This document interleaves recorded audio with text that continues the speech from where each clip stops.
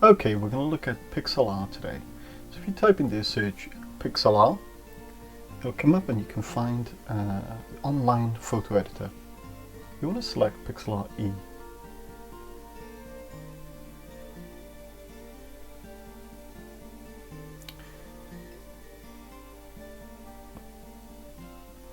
Once you've selected it, it'll come up with a page like this. Go to Create New on the left hand side. Then Full HD, tap Create. The first thing I'm going to do here is fill the background with a sort of white or off-white colour. So I'm selecting in the two little colour bars there, the first one to be an off-white. Then I'm going to go up to the Fill and tap Fill to fill the screen. Fills a little bucket on the left hand side in the toolbar.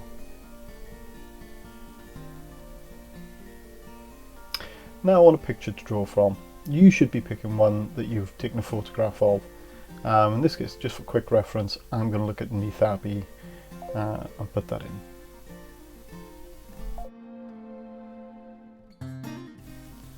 There you go, I've picked an image I like.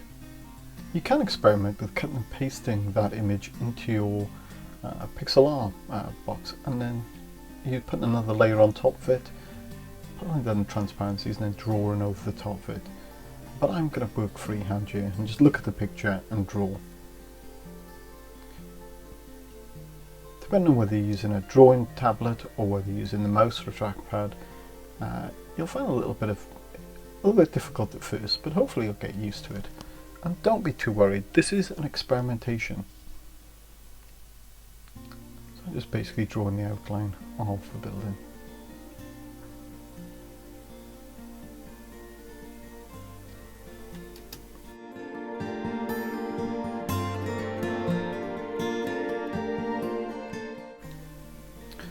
Go. As I'm working here, what I'm noticing is, or what you might notice, is that I'm getting quite a sketchy effect to my drawing line. And if you look up on the top menu, you can see a little pen symbol, and next to it you can see variant, and then a little box that says sketchy. There are other alternatives there, but sketchy is the thing that's given me this sort of, well, sketchy line that's appearing on the screen. You can alter that if you don't like the effect. I'll be honest with you, I didn't notice it was happening until halfway through, but I kind of liked it, so I've kept it on. Right, excuse me here while I speed this up a little bit, because I realise it's a bit boring just you watching me draw. So I'll speed up the film and we'll come back when we start to look at colour in it.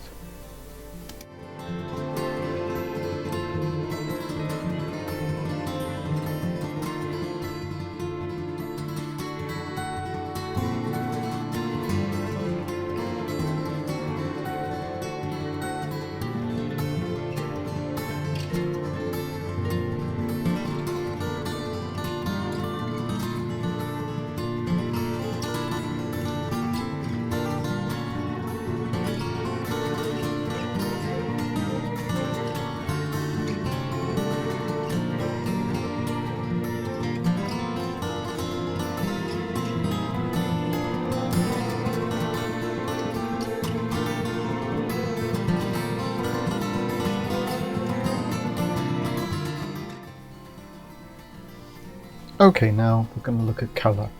So you can see the two little colour swap tools there. I'm going to try and find a colour I like. Initially I had a look at a bit of a green colour, but not totally satisfied with it. In the class I'm just changing the size of the tool that I'm using, and I'm just going to try and paint on. I've noticed that I've got the two colours the wrong way around, so I'll try with this green first of all. It down, make it a bit more red, but no, I'm not totally happy with it, but I'll try a little bit. So here we go, changing it to more of a brown colour that I like. So there we go, I'm painting over it. Initially I'm painting over on the same layer that I drew on, but in a moment I will swap and add another layer. So there we go, just painting different areas of this painting. Changing the colour a little bit now. Changing the occupancy. So this will make, when I put the paint on, it will change the sort of the fact you can see through the paint and see the lines underneath. And it's easier to mix over as well. It's quite nice when the two colours merge together with one layer of paint on another. It does take a bit of getting used to painting with either the mouse or a drawing tablet or tracker pad. I found on my particular drawing tablet that there is a little bit when I'm colouring in, blocking in areas, there's a little bit of delay and it's quite distracting, but you do get used to it.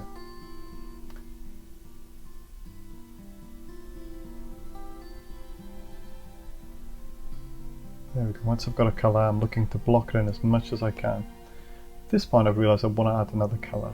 So what I've done is I've pressed the little plus button on the right hand side below the layers. That's an extra layer and now I'm painting on that layer. You can see layer 2 is highlighted.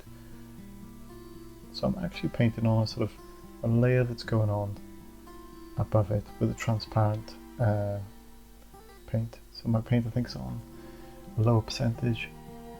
I'm just going to choose the colours that I want. So here we go, you can watch as it colours go on here, block in, and when I overlap they darken in colour. I'm going to speed this up a little bit now because I think you get the idea. Just changing the size of the brush.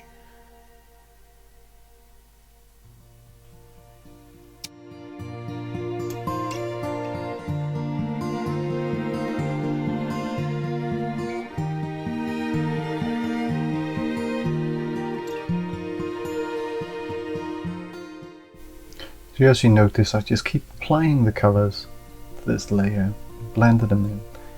The fact that there's a transparency there means that I can overlap colours and create nice effects. Experiment with this and enjoy it. Just changing the colour every now and then, whether it be darker in that area or lighter or more flamboyant in its colour.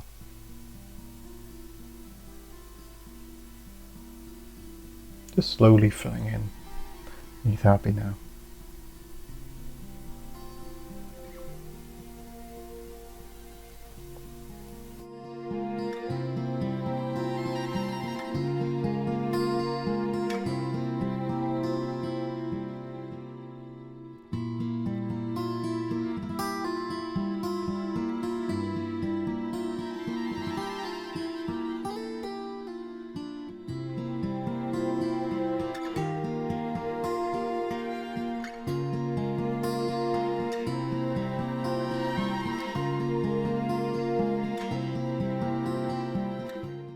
As you can see here, I'm just increasing the size of the brush, playing with the transparency or the accuracy of it, and just blocking in areas.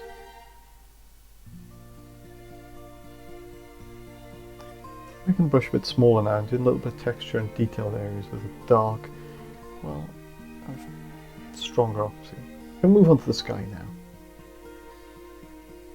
I start blocking it in, but then I realised that if I work on a different layer, so I'm creating a new layer, an empty layer, and move it behind my abbey, I can paint on it, and then when I'm painting over it, it just appears behind rather than in front of the drawing of the abbey that I've done. So I'm just blocking now with a thick blue paintbrush areas of the background that I want in. Still at the moment using the circular brush.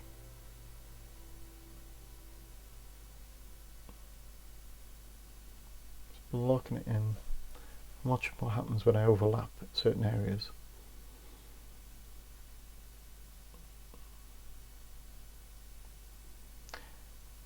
Just going to change the colour a little bit here, go a little bit darker.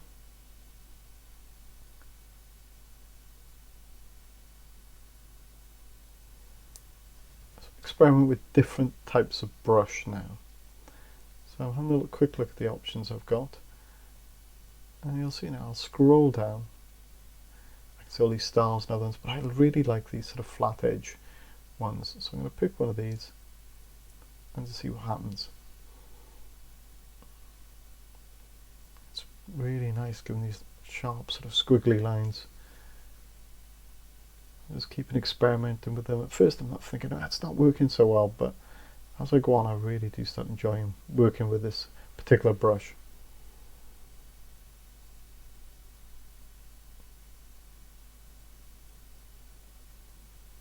Increase the size a little bit here, and I feel this works really well, especially with John Piper's atmospheric skies, dark and broody and gothic.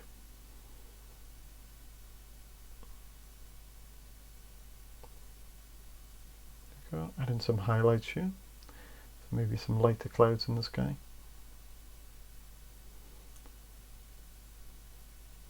Playing with the transparency all the time to see what different effects I can get. Remember, we're not going for total realism, we're trying to make it look like a John Piper painting.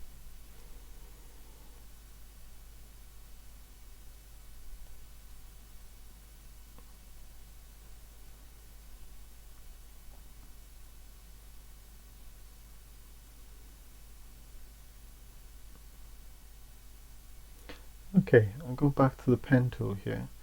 I want to draw in a little bit of detail. So I'm darkening up, just like John Piper does, these dark sort of inked in areas, just to define this building a little bit more.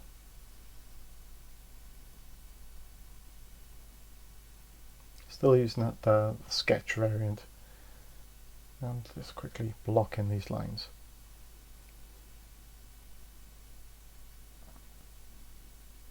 Looking for any shadow, dark corners or edges that I can put in. So all the painting I've done so far, I can look underneath and still see the light sketch lines. Just using this darker edge pen means I can really sort of define exactly where I want to control the dark and light and where I want your eye to be drawn, because these little details draw your eye in. The colours give the atmosphere, but the line is the thing that controls where you look. Okay, this is coming to an end now for me. I hope you have some fun making your John Piper image using Pixlr. And don't be afraid of it messing up a few times. It does take a lot of practice. Now, go off and experiment, and good luck.